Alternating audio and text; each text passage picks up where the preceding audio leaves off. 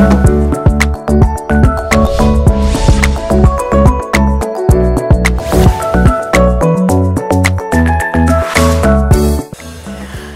homme, nulle femme sur terre n'ignore la mystérieuse vie en couple qui n'est autre que le mariage. Tantôt joyeuse, tantôt tumultueuse, afin que s'exprime le pire et le meilleur.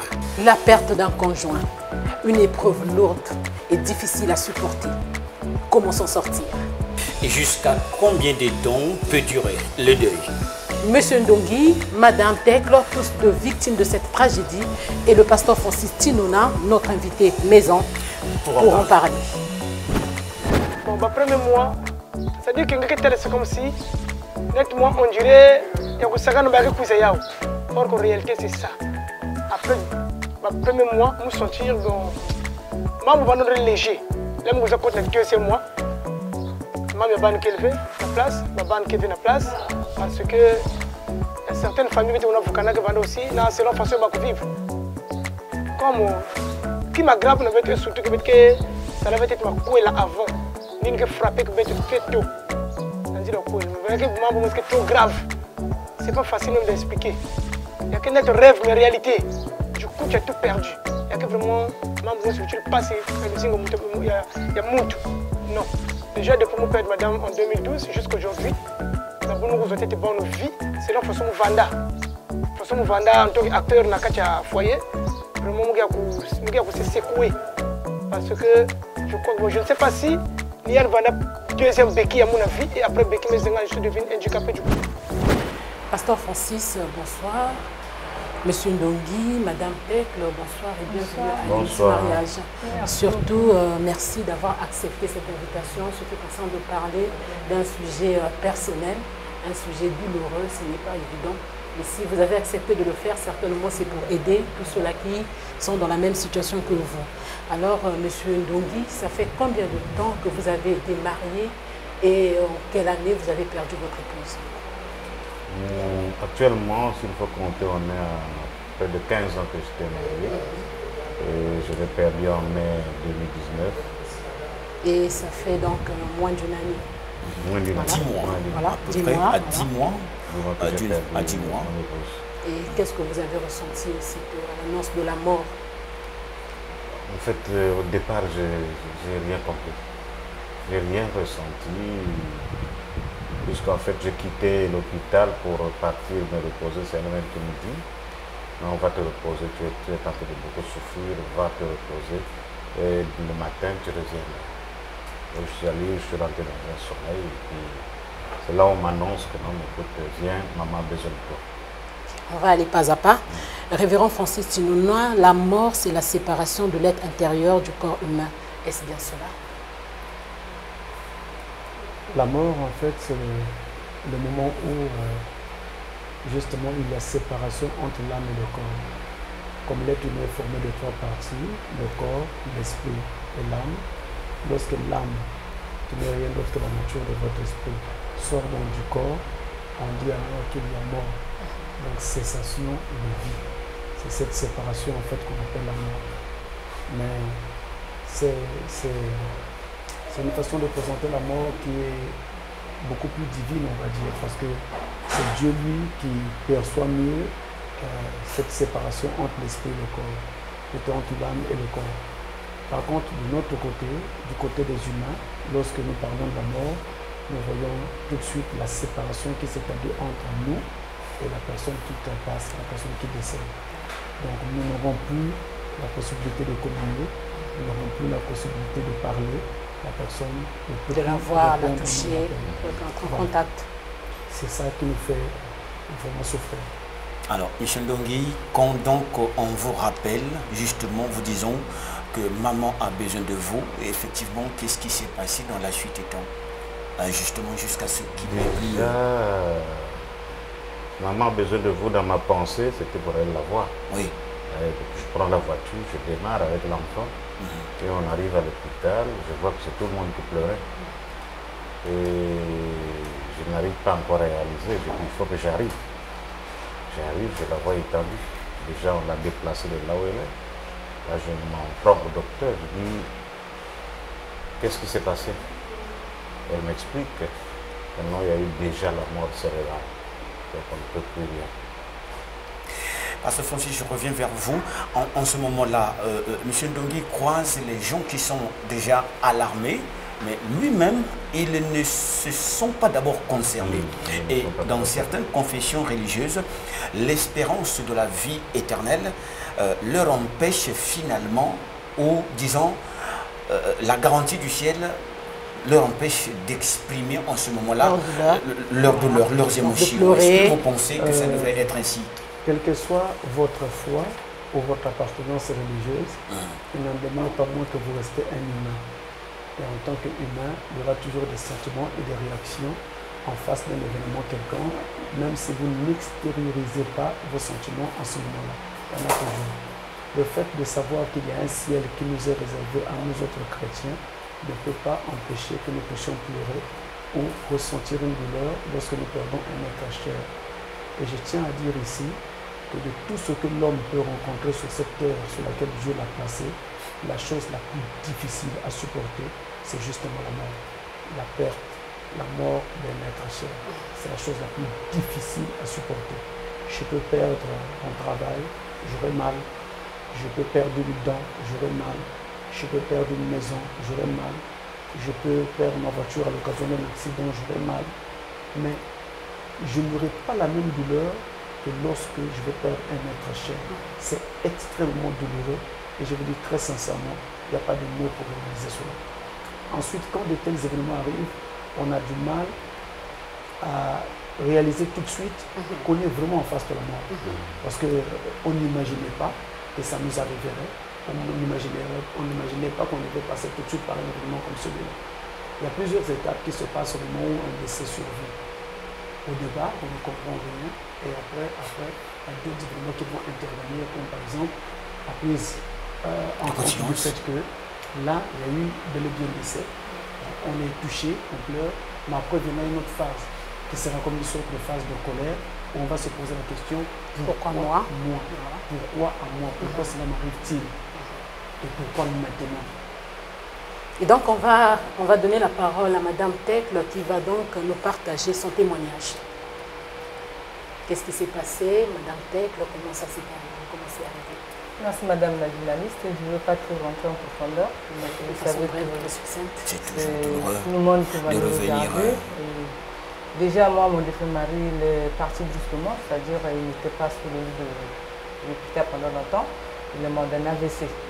Donc c'était le même jour. C'était au travail qu'on m'appelle que mon mari est tombé. Et juste le temps d'arriver à l'hôpital, il y a eu des gens qui m'ont empêché de rentrer. Voilà. Et je ne réalisais pas encore ce qui se passait réellement, mais c'est l'enfant qui m'appelle. Vous savez, les enfants n'ont pas assez de tact pour voilà. vous donc dire c'est la la fille vérité. qui m'appelle, dit maman, papa n'est plus. Je dis, tu me racontes quoi, papa n'est plus. Et donc j'ai pris juste mon silence, parce que généralement c'est comme ça que j'agis. J'ai pris vraiment le silence, mais vous avez comme si il y a un cagnard au cœur, hein, c'est comme si le son coulait, c'est le cœur. C'est comme si vous allez vous effondrer. C'est compliqué, c'est des choses qu'on ne peut même pas expliquer. C'est difficile à expliquer, même de se souvenir de ce qui s'est passé. Voilà. Donc, c'est un peu ça. C'est un homme que je suis restée avec pendant longtemps. Il m'a pris à l'âge de 17 ans, j'étais encore très jeune. Et on a vécu 22 ans. Donc, là, ça fait 10 ans parce que je l'ai déjà perdu. Et ça fait déjà 10 ans. Est-ce que aussitôt vous avez accepté cette disparition? Qu'est-ce qui s'est passé juste après? Non, on n'accepte pas toujours. Dire qu'on accepte, c'est du mensonge, madame la journaliste. Parce qu'il y a des moments où tu te poses des questions et c'est comme si, moi je me trouvais des moments où c'est comme si l'esprit, tu ne sens plus même toi-même. C'est comme si toi aussi l'esprit n'est plus avec toi. Et du coup, il faut que tu aies un bon entourage à ce moment-là. Il faut que tu aies un bon entourage parce qu'à ce moment, déjà vous êtes gardé. Vous savez nos coutumes, comment ça se passe. Vous êtes déjà entouré par des gens. Et même pour se lever, aller faire un besoin, vous devez être accompagné. Parce qu'il y a des moments même, tu sens plus tes pieds. Hein. C'est comme si quelqu'un qui a souffert de la paralysie. Même pour marcher, tu ne sens plus même tes pieds. Alors, Pasteur Francis, en ce moment-là, est-ce que c'est un refus de soi ou la lourde charge de cette nouvelle, de la responsabilité, comment on va interpréter ça sur le plan spirituel? Ce qu'elle dit, est-ce que c'est la séparation totalement à ce niveau-là? La chose ne peut pas s'expliquer uniquement sur le plan spirituel. Quand cet événement arrive, il y a plusieurs aspects qui interviennent. Déjà même l'aspect biologique et physiologique interviennent. Et les aspects-là interviennent. Pourquoi? Parce que quand vous recevez le choc, eh bien... C'est un choc. Oui, c'est un choc. La nouvelle que vous recevez comme quoi un tel n'est plus. C'est brusque. Personne ne s'y attendait. La mort ne prend pas rendez-vous pour dire que je viendrai tel jour à telle heure. Donc c'est un choc. Alors, ce choc-là provoque donc, on va dire, une sorte de poussée d'adrénaline. Il y a comme ça un stress qui parcourt tout le corps, d'où donc le fait qu'on sente que ces jambes, qu'on se sente un peu ankylosé et tout le reste, on est comme sommé. Donc on ne réalise pas encore ce qui nous arrive. Et on passe par cette phase qui consiste à dire, et pourquoi ça nous arrive à nous? Pourquoi ça m'arrive à moi maintenant? Qu'est-ce que j'ai fait au ciel pour vivre une telle chose maintenant? Vous voyez, il y a des choses comme ça qui arrivent. Maintenant, nous devons toujours essayer de ne pas toujours trouver, on va dire, un bouc émissaire ou bien un sorcier qui serait responsable de ceci ou de cela. De toute évidence, il y a toujours une cause derrière chaque mort. Même si c'est un sorcier qui a été à la base, mais la mort est quand même intervenue. Ça peut aussi être une maladie, ça peut être un accident. Ça peut être, comme ça a été le cas pour le mari de madame, c'était un accident vasculaire cérébral. Donc ça peut être un accident, ça peut être une maladie, ça peut être l'intervention d'un sorcier.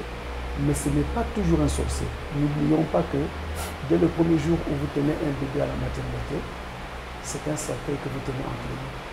Ça, c'est une réalité. Difficile à dire, mais c'est une réalité. Une réalité. Quand est-ce qu'intervenait la mort de cet enfant? Nous ne savons pas. Cette mort peut intervenir pendant le bas âge, tout comme elle peut intervenir à la vieillesse. Nous ne savons pas. C'est Dieu qui connaît exactement le temps qu'il a alloué à chacun. Dans le cas, Madame Laurent, dans le cas de Madame Tekle ici, elle est sortie le matin, elle ne s'attendait pas que son mari partirait. Tellement brusque, comme elle vient de l'évoquer. Voyez-vous, est-ce qu'en ce moment-là, c'est la conscience humaine dans sa raison même qui refuse, ou l'inconscient qui prend le dessus pour qu'il y ait, parce qu'il y a des moments où, dès qu'on amène l'information, et la petite commission et la grande commission, vous aussi, vous la faites au même moment. C'est possible, oui. Mais il y a plutôt ceci qu'il faut dire. C'est Dieu le responsable dans ça, je m'explique. C'est Dieu le responsable. C'est-à-dire que quand Dieu a placé l'homme sur la terre, sachant que l'homme devait passer par plusieurs événements qui ne seraient pas toujours agréables, alors il a mis en l'homme la pensée de l'éternité. La Bible dit dans le livre de l'Ecclésiaste, Dieu a placé dans l'homme la pensée de l'éternité. Donc souvent, les gens n'imaginent pas que devant moi, il y a une mort. Et donc si on est avec un partenaire, on n'imaginerait pas non plus que devant mon partenaire, il y a une mort et qu'elle peut intervenir un jour ou un autre. Nous savons que nous allons mourir un jour, mais personne ne pense que ça sera de sitôt. Et donc du coup, on ne pouvait pas imaginer qu'en sortant le matin, eh bien, avant la tombée de la nuit, on apprendrait une nouvelle comme toi, mon partenaire n'est plus. Ça, c'est déjà ce que Dieu a fait. Ensuite, toujours Dieu en ceci, il a aussi placé dans l'homme des mécanismes qui lui permettent de résister à la douleur et donc aux mauvaises nouvelles. Donc quand arrive donc quelque chose de très difficile, il y a comme ça dans l'être humain une sorte de sursaut, quelque chose donc qui relève, on va dire, de l'inconscient qui va dire à l'être humain que tu peux t'en sortir, tu vas t'en sortir, ça va passer. Il y a comme ça quelque chose qui est inscrit dans l'inconscient qui dit cela à l'être humain. C'est pourquoi on prend d'abord du calme, on essaie donc de faire face à l'événement, on essaye de voir un peu tous les contours. C'est après qu'on va maintenant réaliser tout le vide qui s'est créé. C'est après. Alors, Monsieur Ndongi, après l'annonce de la mort vient donc la période du deuil. Vous, comment vous vous êtes pris lors de cette période-là? Il y a avec les coutumes, avec les condoléances qui viennent de partout, les amis, les parents. Comment vous avez fait pour vous comporter pendant ce moment? Bon, en fait, la durée du calme là n'a pas pris trop de temps. En fait, tu ne réalises pas. Je ne sais pas s'il a même la pensée, il a même plus pensé, tout disparaît. Toi, tu es comme un peu embrouillé là. Qu'est-ce que je fais? Tu ne peux plus réfléchir, tout est parti.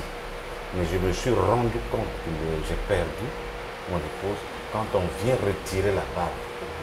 C'est notre première fille, Dalia, qui vient. Papa donne la bague. Et la bague, vous avez vu votre bague être retirée le même jour? Le même jour à l'hôpital. Quoi? Et quand elle retire, c'est comme si elle partait aussi. Alors, on a retiré une partie de vous. Voilà, c'est cette partie. Et c'est l'autre partie qui réalise, c'est là où je suis parti, ensemble. J'ai commencé à pleurer à l'hôpital. Maintenant, à cette douleur-là, s'ajoute ce que nous subissons dans le quartier, dans l'environnement de la famille. La famille. Voilà. C'est-à-dire le traitement du veuf ou de la veuve. Voilà. Qu'est-ce qu'on commence à penser? Et du coup, c'est là où commence la réalisation de tout ce qui arrive. Il y a un médiaquet. Vous voyez que tu as souffert avec elle, personne n'était pas, et on t'accuse délibérément comme ça. C'est toi qui es à l'origine de cette mort. Et ceux qui viennent en pleurant. Hein, donc, tout en pleurant, on va faire et après, ils changent de visage. Non, ils balancent une phrase en pleurant. En pleurant. C'est-à-dire, c'est vraiment de l'hypocrisie. Hein? Ils viennent là pour en faire. Donc, on va voir ça. Hein? Elle n'est pas partie pour rien. Hein? Tu l'as sacrifiée, tu l'as bouffée avec votre église. Ouais. Quand on mélange tout ça, c'est là où. Bon, qu'est-ce qu'il faut faire à ce moment-là? S'énerver ou continuer à pleurer ou les empêcher de passer, mais elles passent toujours. L'autre est passée, la deuxième, Oui, en ce qui vous concerne, à ce moment-là, qu'est-ce que vous avez fait? Qu'est-ce qui a caractérisé votre force pour faire face à ce genre de comportement?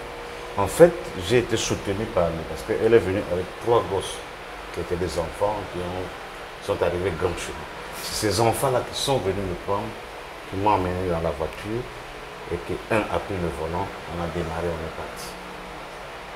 On est parti de papa, va, le reste nous on s'en occupe. Parce qu'eux, ils ne voulaient pas que ces petites mamans se comportent comme ça.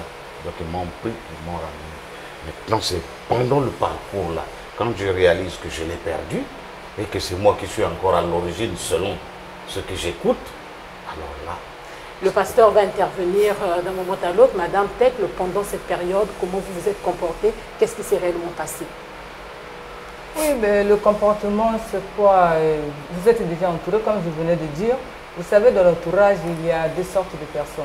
Il y a ceux qui sont réellement avec vous, et il y a ceux qui sont là pour vous enfoncer encore plus du mal. Vous voyez, et la première des choses, surtout ici en Afrique, il faut prendre même le cas de mon pays. Dès que le mari meurt, c'est toujours la femme qui tue le mari, qui en sort.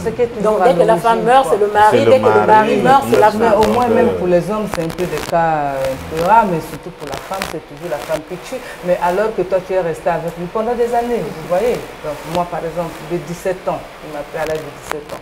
Moi, si j'ai accepté de faire des enfants avec mon mari, rester plus de 20 ans avec lui, c'est que je n'avais pas l'idée de me séparer avec lui. Du coup, si on t'accuse sorcière, à ce moment-là, en fait, si tu te trouves déjà même en position de faiblesse, tu n'as pas assez de force de discuter avec des gens. Tu écoutes, on te rapporte tout ce qu'ils peuvent rapporter, mais toi aussi, tu as des gens qui disent calme-toi, tu ne dois pas répondre, on te calme. Donc, il y a toujours un côté qui est avec toi, quoi, une partie qui te soutient en vérité. Donc, tu es calme en fait, parce que toi-même, tu n'as plus la force de discuter avec les gens, à moins que tu sois quand même aussi un peu insensé. Hein. Pasteur Francis, un éclairage à toi. Je voudrais, pendant que vous y êtes, est-ce que c'est toujours aisé, comme nos coutumes, comme nous le faisons de coutume,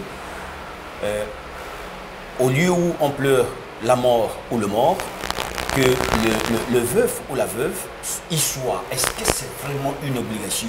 Parce qu'on pouvait le ou la déplacer pour éviter, n'est-ce pas, toutes les atmosphères encombrantes. Mais les atmosphères encombrantes, on ne les évitera pas. Hein.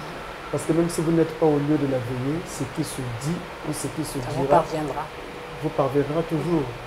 Il faut simplement essayer de conscientiser notre société pour dire aux gens que nous vivons avec la mort. Il ne faut jamais penser que nous serons éternels sur cette terre.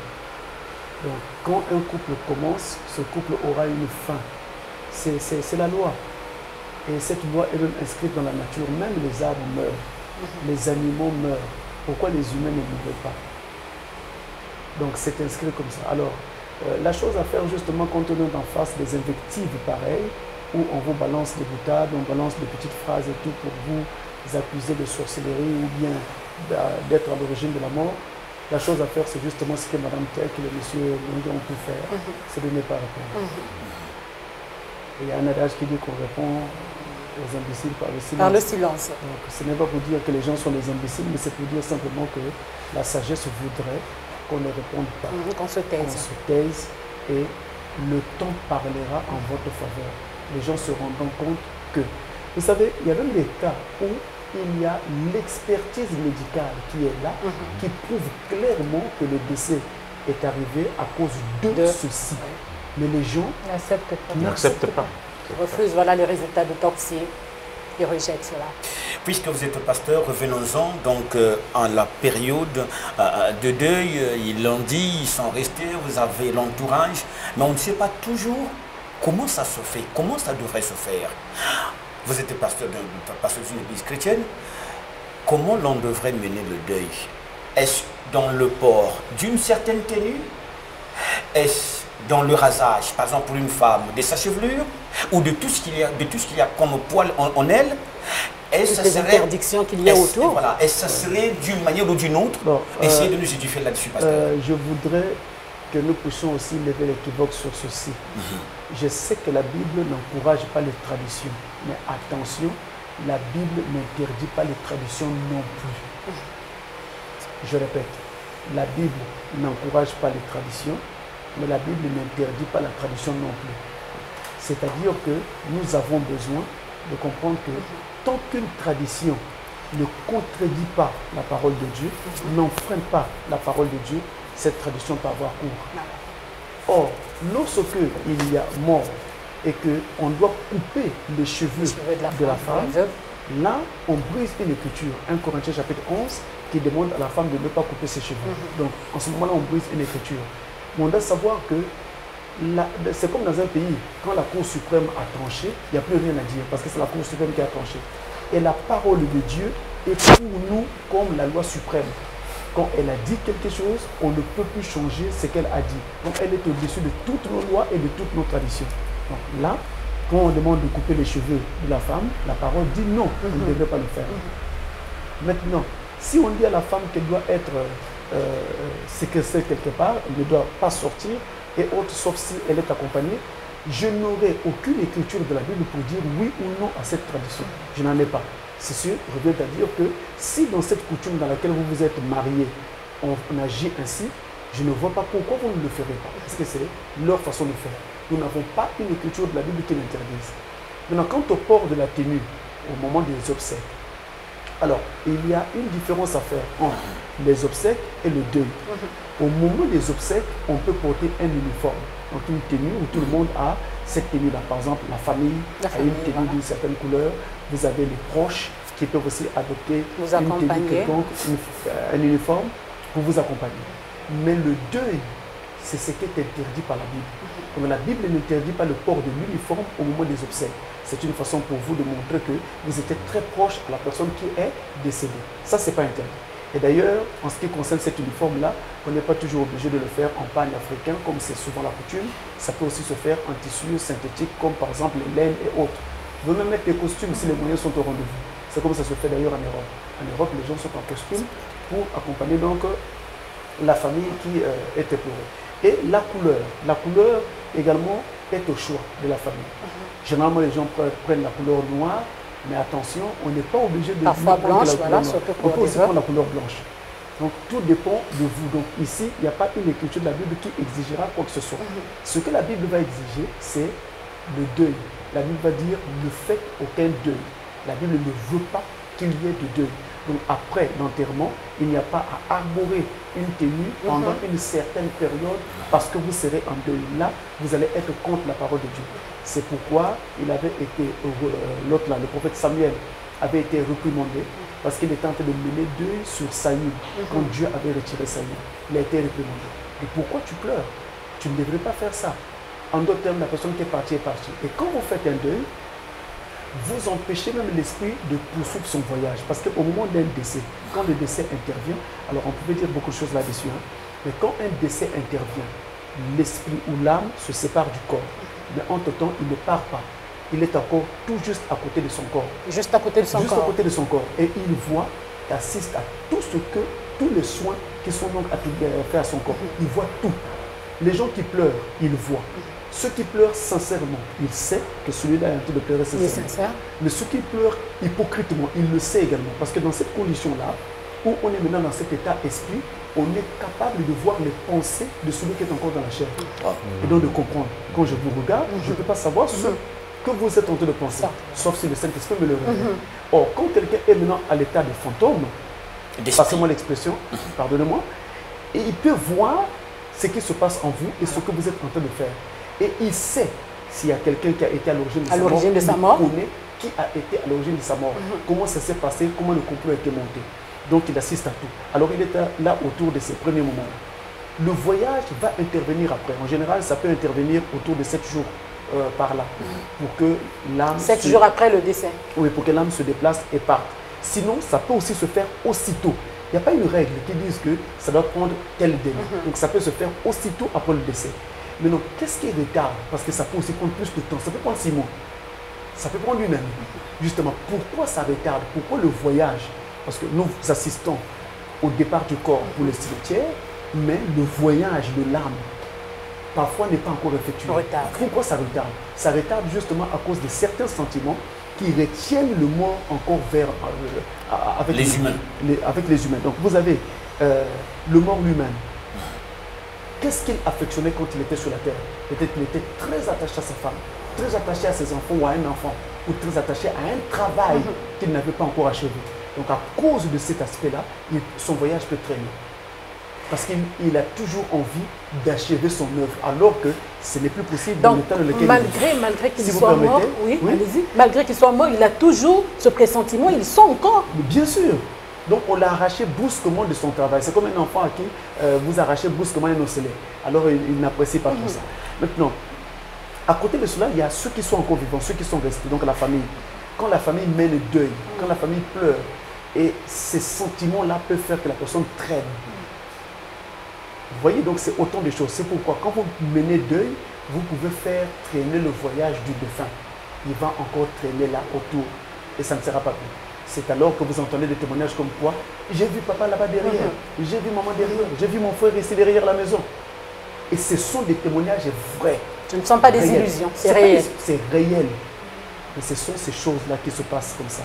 Et vous avez aussi entendu des témoignages du genre, quelqu'un était mort à un certain endroit donné, peut-être par accident, mais après une période donnée, on revoit cette personne dans la même tenue qu'il avait le jour où il a trépassé, au même endroit. Parce qu'il se trouve également que les esprits sont parfois attachés à l'endroit, au dernier endroit où ils étaient au moment où ils quittent la terre. Donc c'est vraiment très très sérieux. C'est pourquoi d'ailleurs on emboîte alors le pas sur quelque chose de très important. Vous voyez, au moment du décès, quand il y a partage des objets, on dit, nous allons maintenant partager les objets là. Les familles se mettent ensemble pour dire, on va prendre ceci par rapport à notre parent qui est décédé. Il faut faire très attention parce que l'objet que vous allez prendre, on ne sait pas trop quel était le degré d'attachement du défunt à cet objet. Ça peut créer un problème. Il y a eu des cas où, dans des familles comme ça, on a vu, en ce moment-là, vous voyez un tableau d'art qui quitte un mur qui va vers l'autre mur, seul. Physiquement, vous êtes en train d'assister à cela pendant que vous êtes dans la maison. Mais en fait, qu'est-ce qui se passe? C'est simplement un esprit qui agit en ce moment-là, qui n'est pas d'accord en fait sur les décisions qui se prennent sur les objets que lui chérissait. Il faut faire très attention. Alors on va évoluer, Pasteur Francis, lors des obsèques, on assiste aussi à des rituels. On impose la veuve ou le veuf à faire observer certains rituels. Parfois même les enfants. Les heures de manger. Oui, il faut peut-être passer par le, je sais pas, sous le cercueil ou en dessous. Il y a beaucoup de choses qui se passent, qui se font autour. Est-ce que l'on devrait faire cela, on devrait accepter ce genre de choses? Bon, je ne sais pas trop comment ça s'est passé. Les expériences sont vraiment diverses selon les... Très souvent, pasteur, vous avez les heures de manger, vous devez respecter les heures de manger, vous ne pouvez pas manger au-delà de 18 heures, vous ne pouvez pas saluer les hommes si vous êtes une femme, veuve, vous ne pouvez pas saluer les femmes si vous êtes veuve, comme M. Ndongi ici présent. Les expériences sont diverses selon les clans, selon les familles, selon les équipes. Et on parle de protection, hein. En un mot, on observe ces rituels-là pour protéger, voilà. Pour aider les chrétiens, ils doivent comprendre que nous vivons au-dessus de cette tradition. On n'a pas à m'imposer les heures de manger et encore moins à m'imposer des rituels. Ça, ce sont des pratiques qui doivent être impérativement refusées et rejetées parce que c'est par ces canaux-là qu'on injecte des esprits dans les gens. Après, c'est pour mettre la source, vous accuser d'avoir été à l'origine du décès de celui qui est parti, pour que celui qui est le véritable responsable se cache. Et à côté de ça, il y a aussi les manipulations. On t'injecte un esprit, maintenant, à partir de là, on commencera à te contrôler, à contrôler ta vie et même à te rendre malade. Donc ce sont des choses qui doivent être impérativement refusées. Nous n'avons pas besoin de bains et autres. Avant que mon parent ou bien ma femme ou mon mari ne décède, qui venait me laver? Personne. Je prenais mon bain moi-même. Pourquoi aujourd'hui, ça doit être quelqu'un d'autre qui doit m'aider? C'est un groupe de gens, voilà. Ça ne doit pas être fait. Ça ne doit pas être accepté. Avant que je ne revienne sur vous, pasteur, Madame Laura, avec votre permission, Michel Ndongi, c'est douloureux, vous l'avez dit, nous le reconnaissons. Du jour du décès jusqu'à l'enterrement, combien de jours avez-vous pris pour reprendre un semblant de vie? Comme à l'accoutumée, le monde souvent fait 45 jours. Est-ce que vous avez fait la même chose avant que je ne revienne sur le pasteur? Ok. Il y a eu tellement d'histoires après la mort. Et ces histoires-là, de coutumes, il ne faut pas faire ceci, il ne faut pas faire cela.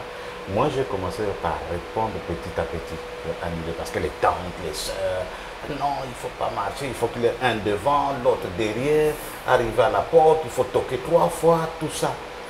J'ai dit, bon, d'accord, je vais vous écouter. Bon, on commence d'abord, qu'est-ce qu'il faut faire? Oh non, le petit frère devant, la petite soeur derrière, la tante là, l'autre ici, pour faire quoi? Oh non, parce que le mort va vous prendre. Mais moi, j'ai besoin d'elle. C'est ma femme, elle dormait avec moi pendant 15 ans, je vais la fuir aujourd'hui. J'ai dit, laissez-la avec moi. Oh non, c'est de la coutume. J'ai dit, non, moi, je ne suis pas coutume. Bon, on va là-bas, tu as dit, il faut toquer 3 fois. Bon, maintenant, si elle répond, toi, tu vas rentrer pour ouvrir. Oh non! Il faut seulement accepter. J'ai dit non, ça ne se passe pas. Chez moi, je n'accepte pas ces choses-là. Déjà, on s'était entendu avec elle. Elle me disait toujours, si l'un de nous partait, rappelle-toi de parole. Ce que Dieu a interdit, n'accepte pas, peu importe les conditions que nous faisons. De toutes les façons, tu es chef de famille, tu n'as pas accepté. Écoute ce que la Bible dit et accepte. Tout ce qu'ils peuvent te juger, accepte, mais n'écoute pas ce que les coutumes disent. Et c'est comme ça on avait avancé. Donc, j'ai pris le cadet. J'ai dit, bon, toi qui veux aller toquer 2 fois ou 3 fois, il n'y a pas de problème. Démontre-moi comment toi tu peux taper un diable ou un démon, que tu penses que mon épouse, comme elle est morte, ça devient un démon. Tape-le maintenant, je veux voir comment tu le tapes. Si tu ne le vois pas, tape-le. Si tu arrives à le taper, que je vois que tu as tapé ce diable, là, à ce moment-là, tu te mettras devant moi, tu toqueras 3 fois. Non, là, tout le monde dit, ah non, toi tu es toujours compliqué, bon, non, donc reste pour toi, tout ça. Je dis, je reste. Pas tu m'assois. Pasteur Francis, la position de M. Ndongi, dans le contexte qu'un humain ne peut pas lutter contre un esprit, vous convenez avec M. Ndongi? Parfaitement. Parfaitement. Cette tradition-là ne mène nulle part. Ça encombre la vie pour rien et empêche de vivre pour rien. Je crois qu'on doit plutôt aider le veuf ou la veuve à répondre à la vie normale, mais pas encore en mettant sur lui des choses qui l'empêcheront vraiment de retrouver une vie normale. Ce n'est pas cela. Alors, Madame Tecle, parlons donc de la reconstruction. Comment vous vous êtes prise? Qu'est-ce qui s'est passé? Est-ce que c'était aussitôt? Est-ce que ça a pris beaucoup de temps? Qu'est-ce qui s'est passé en réalité? Oui, Madame la journaliste, parlons un peu du temps. Vous savez, aujourd'hui, hier, on ne peut plus parler de l'expérience d'hier. Parce que hier, avec nos mamans, on pouvait t'enfermer à la maison pendant 6 mois. Tu restes là pour observer le deuil. Mais pendant 6 mois? Oui, pendant 6 mois, 1 année. tu dois pleurer chaque soir ou chaque matin. C'est comme des chansons d'adoration, c'est comme si tu adorais Même Dieu. après l'enterrement. Bien sûr. Si on n'a plus de Bien larmes. sûr, bien sûr. Alors, vous allez rester là. Et donc, aujourd'hui, là, avec le temps moderne, moi, je travaille quelque part. À moins que vous me dites, madame, arrête de travailler, reste à observer le deuil. Mais le blanc ne va pas te donner même 2 semaines, c'est trop pour observer ton deuil. Ton poste est là, hein, tu dois aller travailler. Et donc, moi, déjà, les histoires de ne pas manger, il faut faire ceci, j'ai fini le travail à 18 h. Le blanc doit observer le deuil avec moi pendant combien de temps? Alors, donc, moi, je m'étais lancée rapidement parce que je savais que la charge des enfants va me revenir à 100%. D'abord, il faut commencer aussi par là. Parce que souvent, on dit non, la famille, la belle famille m'a abandonné avec les enfants. Non, les enfants, c'est pour vous deux. Donc, quand l'autre part, automatiquement, il faut que tu saches que la charge te revient. Justement, comment vous vous êtes pris dans cette réorganisation? Surtout, hein, souvent, on assiste à un désastre, à une abandon véritable total, désorganisation. voilà. Hein. Surtout quand, pour M. Ndongi, c'est la femme qui est partie, qui prend soin des vêtements, les repas, les enfants qui restent. Est-ce que vous avez pu, vous, quand même, vous reprendre justement, prendre soin de votre linge? Ah, ça, je rends grâce à Dieu pour les enfants qu'il m'a donnés. Ils se sont tellement organisés à s'occuper de moi en tout et pour tout.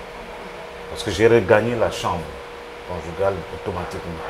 Parce que j'avais abandonné tout le reste, je me suis reparti dans la chambre. Et ils font des tours. Jusqu'à présent, ils font des tours. Aujourd'hui, c'est celle-là qui s'occupe de la chambre. L'autre a mangé. Demain, on lave les habits. Ça va au précis. Enfin, elles se sont organisées. Même les garçons. Celui qui est chargé uniquement d'aller acheter du pain à la boulangerie, de ramener. Donc de ce côté, je n'ai pas eu trop du mal parce que j'ai été beaucoup assisté par les enfants. Alors, Pasteur Francis, pour nos 2 invités, la reconstruction a été, on ne va pas dire facile, mais ça s'est fait de façon un peu rapide. Alors qu'il y en a d'autres qui ont du mal à se reconstruire. Ils sont là, ils se lamentent sur leur propre sort, ils n'ont pas assez de courage, ils ne savent pas comment s'y prendre. Alors, en tant que pasteur, que pouvez-vous leur dire? La reconstruction dépend toujours de la force de caractère de chacun. On n'aura jamais une définition d'une durée de reconstruction qui sera universelle. Tout dépendra de la force de caractère de chaque individu. Et elle peut aussi se faire très rapidement si la personne est bien entourée. Donc entourée des gens qui peuvent vraiment mieux comme ça a été le cas de M. Ndongi. Voilà, et là, la reconstruction peut être rapide. La reconstruction peut aussi être assez rapide si on a une occupation, un travail qui vous occupe. Vous voyez que quand vous allez au travail, vous êtes tenu à un rendement, vous avez des rapports à fournir à une périodicité déjà établie. Donc du coup, le fait de courir après le respect de ce calendrier fait que vous êtes obligé de mettre votre esprit et vos pensées dans le travail. Et pendant que vous mettez votre esprit et vos pensées dans le travail, ça vous soustrait un moment de tout ce que vous avez connu. C'est quand vous rentrez le soir que votre problème vous revient parce que vous vous retrouvez seul dans un environnement où hier vous étiez 2 ou vous étiez 3 ou 4 avec les enfants. Donc c'est un peu cela. Donc ça dépend toujours de la force de caractère de chacun.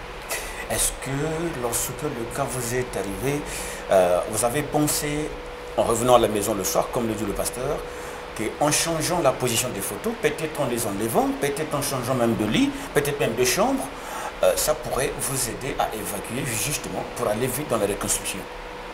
Madame Tête. Alors là, je pourrais parler dans un cas général, hein, parce que tout ça... Non, en particulièrement, est-ce que ça pouvait penser que ça... Bon, tout ça, moi, je dis comme le pasteur venait de dire, hein, ça dépend du caractère de la personne. Vous savez, il y a des gens qui acceptent la douleur, même quand elle est très élevée ou quoi, elle accepte parce qu'elle peut aussi se servir des témoignages des autres. Moi, par exemple, je peux dire que je ne serai pas la première, je serai non plus la dernière. Parce que tous les jours, on a le même cas. Alors, je peux me servir des exemples des autres et surtout en prenant ce qui est positif. Ah, mais la veuve, pourquoi celle-là, elle a évolué malgré la mort de son mari, comment elle a fait? Moi aussi, je peux faire autant. Alors, il s'avère que nous prenons plus ce qui est négatif pour prendre ça comme des exemples. Toujours rester dans le coin, pleurer, pleurnicher, se plaindre. On m'a abandonné, on a fait ceci. C'est ce qui nous met souvent un peu dans... les difficultés. Donc moi, naturellement, je suis très courageuse, hein, ça, je peux dire haut et fort, même, même je gère la douleur, mais j'ai aussi une force de pouvoir avancer. Voilà, donc c'est un caractère. J'ai la douleur. La douleur, tu vas toujours la trimballer, hein. Elle est toujours là. Parce qu'il y aura toujours des cas. Il n'y a pas très longtemps, ma fille me dit, mais maman, on va proclamer. Ah, quand papa était vivant, tu vois, la douleur est toujours là. Ça rappelle. Papa allait m'accompagner. La douleur est toujours là, elle est toujours là. Mais tu dois te forcer aussi à accepter ce qui est positif et à avancer. Mais Ndongi, dans votre cas, est-ce que moi, changer de lit, enlever les draps, est-ce que ça pouvait vous permettre? C'est un peu ça. Oui. Bon, dans la chambre, on avait nos manières. Elle savait comment régler ceci, arranger le lit, faire placer la brosse ici, nettoyer. Mais les enfants ne faisaient pas la même chose. Et donc, quand par exemple je vais me brosser le matin, je sais qu'elle mettait la brosse ici. Quand j'arrive, c'est pas là, il faut que je cherche, parce qu'ils ont mis, il faut que j'appelle. Parfois, au lieu d'appeler, je me mets à pleurer. Parce que là, ça revient encore. J'arrive, mon lit est arrangé. Bon, tu sais, ils veulent faire plaisir à papa, ils frottent ici, ils mettent des formes. Bon, madame était très simple. Quand j'arrive, je dis, regarde, ça me fait repenser à la manière dont elle a arrangé le lit. Parfois, je me retrouve seul dans la chambre. Et ça, des moments arrivent où une pensée revient et que je vois les habits qui étaient là, à la même place, ne sont plus là. Il n'y a que mes habits qui sont là. Tout ça, Laura, une question me tarote l'esprit.